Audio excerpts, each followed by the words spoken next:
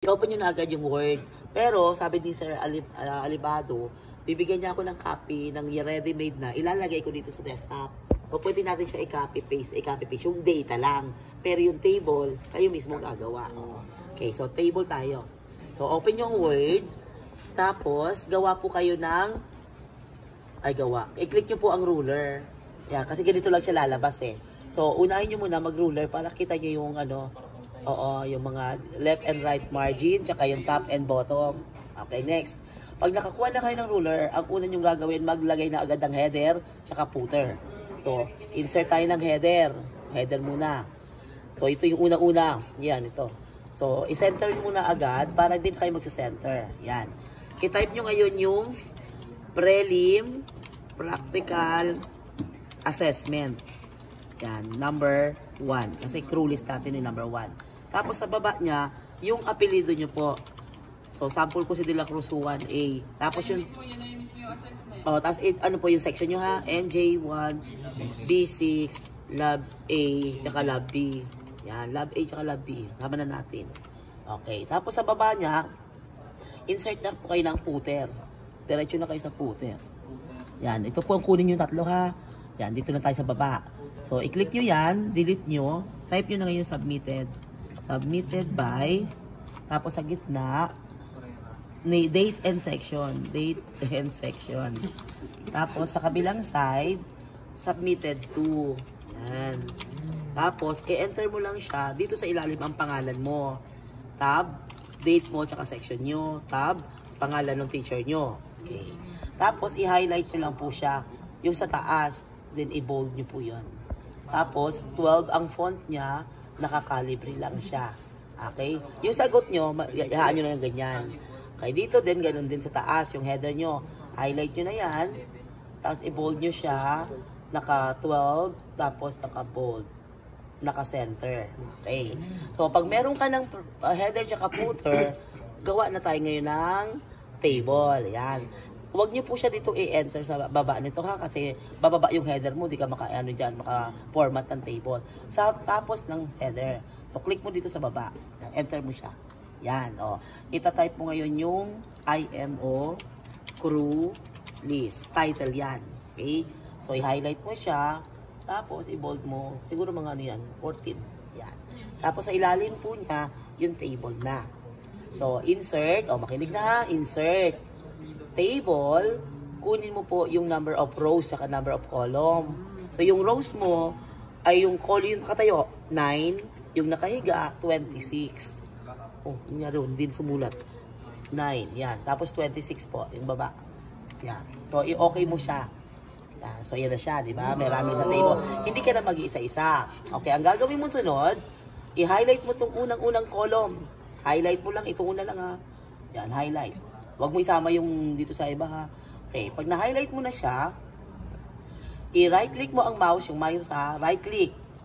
Punta ka sa merge cell, tapos right click uli, punta ka sa text direction. Kunin mo tong text na nakatayo. Ito, kasi andito siya sa side. Kung ito kinuha mo, dito yan susulat. So dapat ito po. Okay, next. I-type mo ngayon yung nandun sa photocopy nyo o yung nandun sa desktop. Ang laman nun, IMO Convention. IMO Convention for International Maritime Maritime Traffic. Yan. So, ano na po tayo ha, nakahiga na siya, nakatayo na. So, ang gagawin mo ngayon sa kanya, i-highlight, tapos, ano mo na siya, yung border na po, aalisin na natin. Remove mo yung border. So, no border. So, yan na, wala na siyang border. Tapos, yung dito sa kabilang side, yung pangalawang column naman, lagyan mo siya ngayon ng border. Yun, all border. Tapos, idikit mo. So, punta ka dito, idikit mo ng konti. Ayan. Ngayon, yung isa naman, punta ka dito sa insert, kuha ka ng table, kunin mo yung draw, lapis.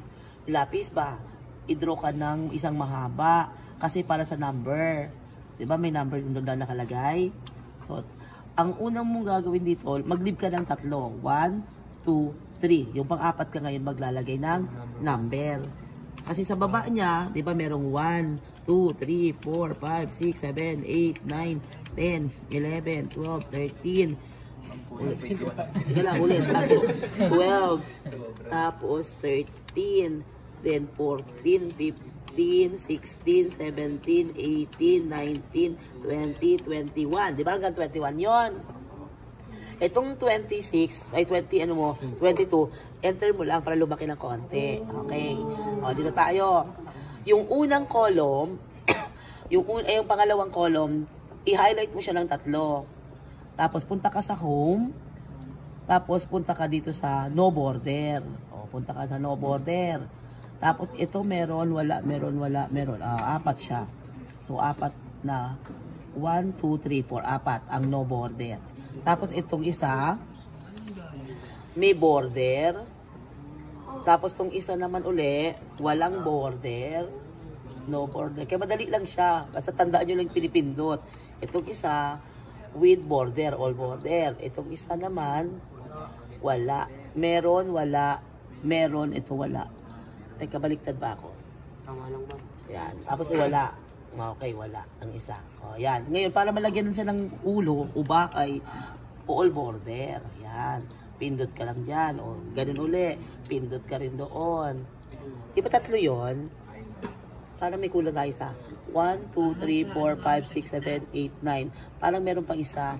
Hindi, meron, wala, meron, wala, meron. O, baliktad. Ando yung una. Yeah, ulitin lang natin yung ano. O, 3 kasi yung ano niya. Yan. So, 1, 2, 3. Meron, wala, meron, wala, meron, wala. Ayun. So, 3. Kasi 3 yung ulo nun, di ba? Kasi arrival tsaka departure. Asan ba yung copy natin? At silipin natin yung copy para makita natin. Yun, o. 3 yung meron o. So, 1, 2, 3, 4. 1, 2, 3, 4, 8, 9. O, 9. Bilangin natin yung ginawa natin. 1, 2, 3, 4, 5, 6, 7, 8, 9. O, so 3 wala. 4 man. Ah? 4. Tapos meron, wala, meron, wala, meron. O, teka. Ito yung meron. Ito wala. Ito meron. Ito wala. Tapos, ito meron. 1, 2, 3. O, dito, 4 nga. 4. O, yan. So, 4 na wala. Madali. Bilangin nyo lang kasi. Tapos ito, wala na naman. Oo, wala. Tapos ito isa, wala uli. Wala. Yung wala muna, bago tayo sa meron. Tapos ito meron. Pulo na. May bahay na. O, all border. O, ito naman uli, all border. O, ito naman uli, all border. O, yan. Ito ngayon dito, yan, all border na. Pero itong nandito sa unahan, ano mo siya, i-merge cell mo yan. Merge cell. Ito pangalawa, merge cell lang. Huwag mo siyang alisan ng ulo. Merge cell lang. Ito pangatlo, merge cell lang din. Yan. Merge cell. Ayan. Merge cell. So, madali na siya pag natandaan nyo lang. Ayan. Tapos, ito na tayo. Meron ka lang 1, 2, 3. Tapos dito, isulat nyo po ngayon yung mga text na to. Pero bago yan yung isulat yan, tapusin na natin yung ano, tapusin na natin yung mga dapat i-gawin. So, insert na muna tayo ng logo. Ito di sa baba, 3 wala, merge cell mo yan. Ito uli, 3 uli, merge cell mo yan. Ito uli, merge cell nyo uli. 3 siya na wala. Ayan. So, 3 column, tapos isang merge cell. 3 column, isang merge cell uli. 3 column uli, isang merge cell. Okay na. Ngayon dito, lalagay ka ngayon dito na, yung pagda-type mo ng text, bayaan mo na muna yan. Format mo muna yung table lahat. Mag-insert muna tayo ngayon ng text box. Dito, lagay kayo dito ng box. Kasi may nakasulat dito na IMO PAL. IMO PAL. Tapos, i-remove mo yung ano niya. I-remove mo po yung text box niya. So, format shape, no line. So, alisin mo yung line na yan. So, wala na. So, gagawin mo ngayon dito sa isa. Dahil dito sa ilalim niya, merong isang mahaba. So, copy mo na lang to. I-paste mo sa ilalim niya. Paste. Tapos, habaan mo na yung kanyang ano, yung kanyang box. Kasi hanggang dito sa dulo yan eh. Pero maliit lang siya. Yan. So, may nakasulat dito na number 15. So, isulat nyo na lang kung yung laman. Tapos, i-remove nyo yung May nakasulat siyang ganyan. Pero maliliit lang yung text niya. So, i-highlight mo lang siya. Punta ka dun sa AA. Sentence case lang kasi maliliit. Tapos, wala po siyang wala ng box, walang border na. So, yan na, okay na. Then, yung insert mo ngayon yung logo. Insert ka sa picture ng logo ng PMMS. Since sa malaki, punta ka doon. Gawin mo siyang 1.5. Dito sa size ito, sa gilid yun to. Tapos 1.5 din. 1.5. Yan. So, isa na, okay na. Okay, so 1.5. So, ang gagawin natin ngayon dito, pwede mo siyang itaas ng konti para ito, i-wrap text mo, tapos tight mo para hindi po siya nagagalaw. Pwede na po siyang liitan ng konti. Yan. So, dito mo lang sa banda. Tapos, lagyan mo siya ngayon ng text box. Insert ka uli, shape ka uli, kunin mo yung text box. Patungan mo siya ng box na malaki. Yun, pahaba. Kasi ang ilalagay mo dyan, yung pangalan mo. Captain Juan. Pangalan nyo to Juan din lang.